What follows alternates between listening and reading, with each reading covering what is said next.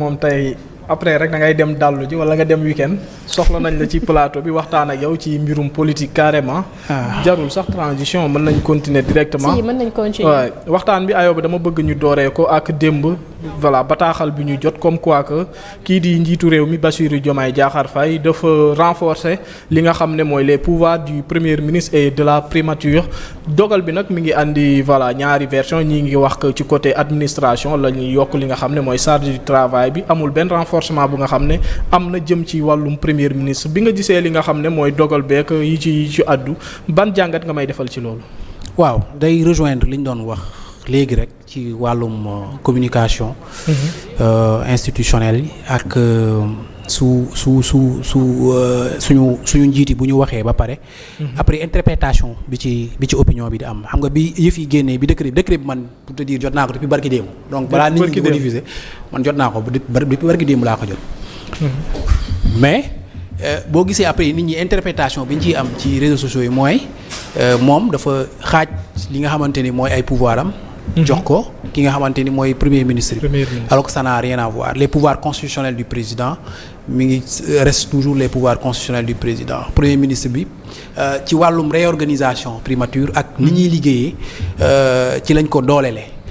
maanaam ñu permettre ko mu rattacher ay services ak ay structures yu bëri yoo xamante ni dafa nekkoon peut-être présidence ñu indi ko primature permettre aussi mu créer ay yeneen cabinet par exemple le directeur de cabinet adjoint tey jii premier ministre am na ko mu war koo dolli ci personnel bi nga xamante ni amoon nañ pour dimbali ko ci liggéey bi nga xamante ni moom lañ def ñu aussi créer lu ñuy wax benn inspection des services mu doon corps de contrôle boo xamante ni bu bees la dañ koo créer uniquement jox ko premier ministre bi te mu mel ni IGF ak inspection générale d'État bi nga xamante ni président de la République lay liggéeyal léegi inspection des services premier ministre lay liggéeyal am na droit def ay audit ay enquête am na droit aussi def suivi ak appui ci lépp li nga xamante ni dañ koy liggéey ci ministère yëpp yi nga xamante ni dañoo nekk sous la tutelle du premier ministre donc sur le plan administratif purement administratif donc premier ministre dafa am ay yu bëri yoo xamante ni dañ ko yokkal pour ci wàllu liggéeyukaayam mais tey jii soo jëlee ci sur le plan constitutionnel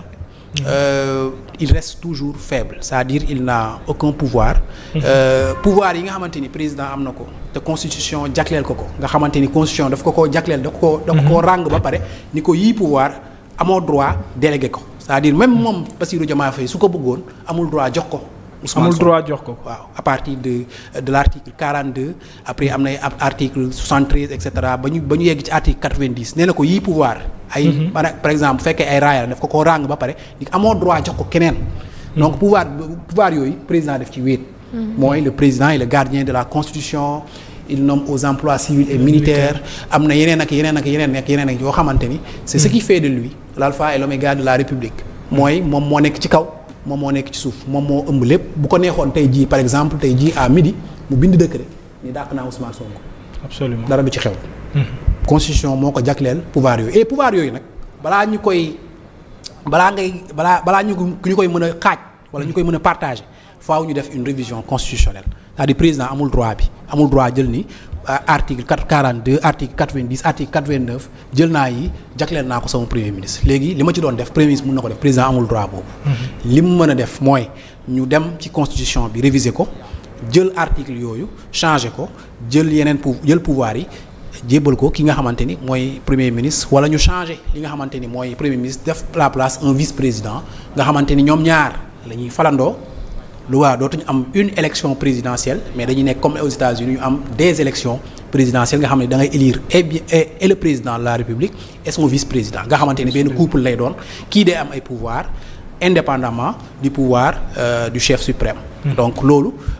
moom moo ci am maintenant nag bu ko yenn médias yi commencé traité après ñëpp dañoo yaakaar ni premier ministre am na yeneen pouvoir yu bees alors que premier ministre amul yeneen pouvoir il reste toujours le premier ministre faible là boo xamante ni tey jii force am mi ngi koy tiré ci président de la république bi nga xamante ni c'est la clé de voûte des institutions bu ko neexoon mu xëy suba d'un coup de tête mu bind décret jël bigam bind ni bon diw dàq naa ko diw laa fal léegi premier ministre dara du ci xew. beneen jàngat bu nga xam ne maa ngi gis ñenn ci askan bi di ko am mooy ki nga xam ne mooy le président son excellence Bassirou Diomaye Diakhar Faye dafa bëgg am benn droit de regard wala boog benn contrôle ci ni primature di doxee parce que ñi ngi fi doon wax que classe am na divorce mën na am est-ce que du loolu la nekk di anticiper pour une fois que ki nga xam ne mooy Sonko nekkutu fi tamit liggéey bi jëm ci wàllum primature le temps que ñuy demaat remaniement du taxaw. waaw moom man gisewuma ko honnêtement gisewuma ko noonu parce que fii li ñu ko war a jàngate mooy c'est sur le plan purement du travail. maanaam ni primature war a doxee ak moyens yi ñu ko war a jox pour mu gën a yéwénal liggéeyam moyens yooyu la ñu renforcer moo tax ñu jël yenn direction yu bëri yenn structure yu bëri ñu rattaché ko maintenant à la primature nga xam ne premier ministre bi da ciy mën a am droit de regard wax naa la léegi ni dem nañ ba créer ko benn inspection des services nga xamante ni léegi kooku du rendre compte président de la république premier ministre lay rendre compte directement am na droit premier ministre ni ko demal defal ma audit wala defal ma enquête ci tel service tel ministère rek tel mu dem def ko ñëw rendre compte directement au premier ministre après mu jël ci ay décisions maintenant nag décision yooyu mu ciy jël daf ci jox ko toujours le président de la république bi nga xamante ni moom moo ko fi teg parce que premier ministre encore une fois amul droit d'émettre benn ministre loolu pouvoir yooyu constitution président la ko jox. leer na nañ da nga am question. oh ça va. ñu continuer ba tey ci li nga xam ne mooy wàllum actualité bi mais bi yoon dañuy jógee ci li nga xam ne mooy wàllum exécutif dem ci législative muy wàllum assemblée nationale gis nañ ko boycott amoon na coow am na ñuy wax que absentéisme bi dafa bëri fële ci assemblée nationale mais kii di El Malick Ndiaye dafa mel ni bëgg na jël ay mesures ci député yi nga xam ne dañ leen a jox suñ kàddu ba pare ñoom du ñu teew li nga xam ne mooy assemblée nationale loolu tamit voilà ban appréciation nga ciy def. waaw absentéisme bi. man terewuma député bu absenté mais soo absenté na nga ko motiver. parce que député bi mënuñoo nekk di voter lu toll ni suñu budget. ministère yi di jàll assemblée nationale nga absenté par exemple session bi yëpp doo ñëw assemblée kenn du la gis te kenn xamul lan moo la téye alors que règlement intérieur assemblée nationale tënk na bu baax conditions yi nga xamante ni tey jii ci nga war a absenté boo absenté da nga ko war a motiver si c'est pour des raisons sanitaires ou professionnelles da nga ko war a motiver parce que argent du contribuable yi moom lañ lay fay chaque weer jox nañ la tous les moyens jox nañ la carburant jox nañ la ay yeneen avantages yoo xamante ni uniquement pour nga def ton travail d'élu du peuple et que lu toll ni budget Sénégal bu ñu koy voté ministre yi jaale pour man mooy moment bi gën a am importance ci année bi donc war ngaa def lépp pour teew foofu ci assemblée nationale lépp li nga xamante ni mbébét la askan bi daf koo am ci département yi mu mën a doon moo xam santé moo xam agriculture moo xam infrastructure nga jàll fa nga taxaw fa jàllale mbébétu askan bi nga xamante ni looloo tax ñu fal la parce que assemblée nationale c'est le Sénégal c'est le peuple sénégalais en miniature c'est-à-dire ñoom ñooy suñuy représentant li nga xamante ni ñun 18 millions de sénégalais mënuñoo xajuñu ci assemblée nationale pour wax ko fa dañoo tànn 165 nit yoo xamante ni ñoom ñoo ñu koy waxal ci gox bu mu mën a nekk nag député son mandat n'est pas impératif maanaam faluñu la pour nga teewal fi gox sangam wala diw sangam wala parti sangam dañ la fi fal pour nga teewal tout le peuple sénégalais donc ci moment bu amee importance nii pour man war nañu fexe ba député yëpp di ci teew wala bu député yëpp teewul tamit la majorité nga xamante ni dañuy ñëw teew pour voter li nga xamante ni wala pour questionner budget bi nga xamante ni moom la ñuy voter et que loolu pour man ñoom suñu bëggee mu dakk mën naa dakk parce que ñoom ñooy voter les lois. dara terewu leen ñu voter loi boo xamante ni tey jii député bu absenté plus de 3 fois ñu sanctionné la dagg sa salaire wala boo absenté benn yoon te motivé woo ko ñu dagg sa salaire dagg say avantage te sénégalais xam nga dafa fonk poche am. boo laalee ci poche am dina def attention ci li muy def et pour man loolu ñoom la neex bu fekkee loolu dafa continuer di am ba léegi depuis Abdou Diouf ba léegi mi ngi am député yaa ngi absenté duñ ñëw assemblée nationale te mosoo dégg ñu ni voté nañ loi parce que texte yi prévoir na ko aussi am na ay sanctions yoo xamante ni texte yi prévoir na ko et je pense que bu ñu ko mettre en application lii yëpp dina jeex. 15e législature bi biñ fiy ñëw dañoo woote li nga xam ne mooy une assemblée de rupture jàpp nañ ne yi fi nekkoon dara baaxu fi rupture boobu nag li ñuy xaar ci li nga xam ne mooy député yi certes mooy voter ay loi contrôler li nga xam ne mooy l'action gouvernementale mais aussi évaluer les politiques publiques est-ce que jàpp nga ne rupture boobu ñu diggoon askan bi assemblée nationale bi mi ngi ci ba léegi. rupture bi moom gis naa ko ci benn fànn mooy heure bi dañ koy respecté heure bi ñu ngi respecté heure session yi teel a yéeg. balaa bu ñu nee 9h balaa 9h président bi dina ñëw taxaw. wala ministre bi wala premier ministre bu fooree ñëw dina ñëw avant l'heure ñu commencer les débats gis naa ne tamit dañuy respecter heure de clôture des débats yi peu importe l'urgence loolu am na ci rupture mais li ñuy doy dëgg assemblée nationale pour man ba léegi dese nañoo yegg ci njombaxtal gi parce que assemblée nationale mooy le pouvoir législatif c'est le deuxième pouvoir après le président de la République c'est la deuxième institution foofu la ñuy voter loi yi yow mii boo xëyee li la tënk muy yoon muy loi c'est parce que assemblée nationale fa la jaar ñu voté ko balaa président di ko promulguer donc chambre la boo xamante ni dafa am importance te Sénégal dañu am suñu ay loi yu bari yoo xamante ni pour man dañu vétuste dëppootul ak réalité yi nga xamante ni tey jii ñun moom la ñuy dund te ñoom laata ñu leen di fal ñu leen doon xaar ci bu ñu ñëwee ñu soppi loi yooyu teg fi yeneen loi lu bees à travers des propositions de loi à travers des projets de loi bu fekkee ci gouvernement bi lay jógee wala président de la République te yooyu ba léegi gis naa ni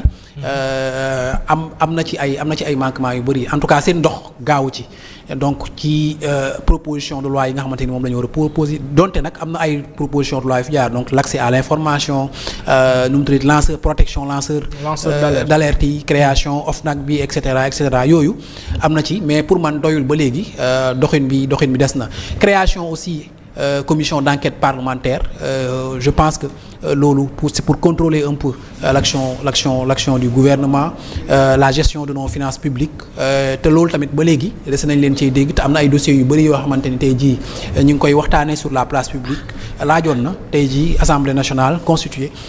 une commission d'enquête parlementaire pour leeral ci askan bi parce que ñoom ñoo dox diggante askan bi ak ñi nga xamante ni tey jii ñoom ñoo ñu jiite di l'exécutif pour ñu saytu lépp loo xamante ni dañ koy def ci suñuy finances publiques lépp loo xamante ni dañ koy def ci suñu xaalis bi nga xamante ni moom lañ leen dénk. lu ñor askan bi bokk na ci li nga xam ne mooy martyrs yi gis nañ que les événements de mars 2021 ba 2024 ñu ngi wax que lu toll ci 83 personnes ñàkk nañ ci seen bakkan. booba léegi nag justice gis nañ que mi ngi def ay jéegu mais dame justice marche lentement loolu la Sénégalais yi nemmeeku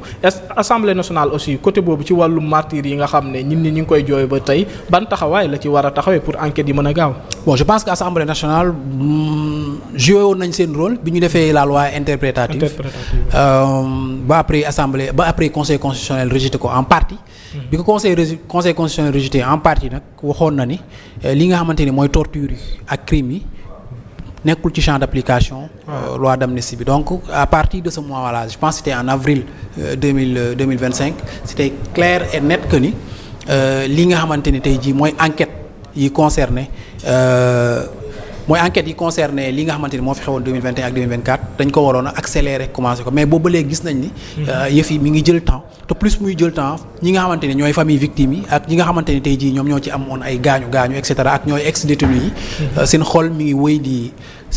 wéy di tàng ci yëf yi daf mel ni dañ leen a fàtte ci yëf yi te loolu warul pour man loolu may warul njëkk a lijjanti bi Pastef ñuy au pouvoir mooy ñu régler les problèmes judiciaires les dossiers yi nga xamante ni tey jii ñoo concerne les événements de 2021 à 2024 ñu ranger ko une bonne fois pour tourner page boobu parce que tant que lijjanti wuñ ko yóbbu ko justice situer les responsabilités tey jii ñi nga xamante ni ñoom ñooy les victimes du ñu mën a baale comme ni ko président souhaité la réconciliation mënul am tant que situé wuñu les véritables responsabilités. am na solo bu baax a baax mais voilà. amoon mbégte rek jàkkaarloo ko yow sama mbokku ñaay bi Ayoba Faye bàyyi la nga tàggatoo ko mbokku internet yi. voilà c'était un plaisir encore une fois ma teewaat fii ci plateau bi pour waxtaanee actualité bi ak fact checking di am mbégte bu baax nuyu aussi internautes yi ñu doon suivre yëpp di leen jox dig daje vendredi prochain dans un autre plateau ñu waxtaanee yeneen actualité ak fact checking incha allah. merci beaucoup. Amina jox naa la léegi. Amina xoolal instant bi xel bi dem nee na ma Amina man may Amina. dama ko ànd Ramata jox naa la. xanaa da nga am coro bu tudd Amina. déet. beneen jar na laajte da yaakaar naa xoolal instant bi moom yow yaa dugal sa bopp. kii la xajal ay cousin lañ. dañuy xuloo rek. da ngaa am Amina. c'est un lapsus.